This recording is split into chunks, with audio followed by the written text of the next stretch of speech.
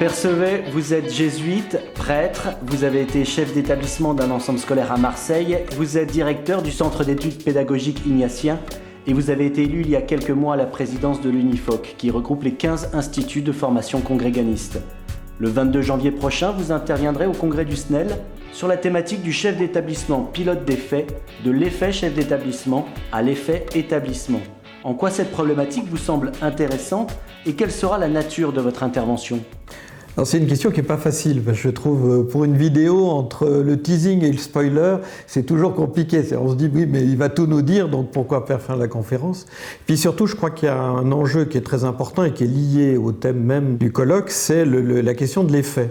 Or, je pense que si on parle de l'effet, c'est autre chose que de faire ressentir l'effet et de le faire vivre. C'est une question pédagogique et ça, c'est important pour un chef d'établissement. Et donc, tout l'enjeu pour moi, ça va être de trouver une pédagogie qui fait vivre un effet et pour réfléchir à ce que c'est que l'effet chef d'établissement. Je prends une métaphore, on nous a souvent dit comme chef d'établissement ou chef d'entreprise, vous êtes un chef d'orchestre.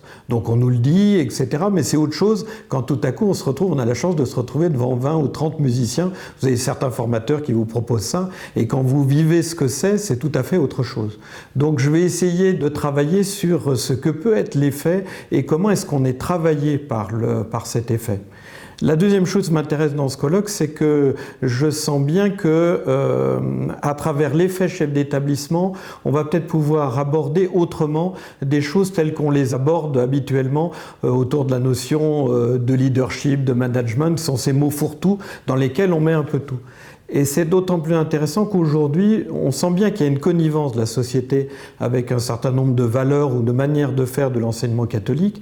Donc on va vous parler de la bienveillance, on va vous parler de l'intériorité, mais nous ne sommes pas bienveillants ou n'avons pas une vie intérieure pour la même raison qu'un certain nombre de pédagogues qui nous disent il faut être bienveillant parce que ça va être bien dans votre plaquette, il faut être bienveillant parce que ça met une meilleure ambiance.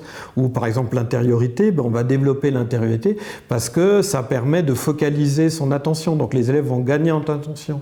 L'intériorité, c'est formidable parce que ça les calme.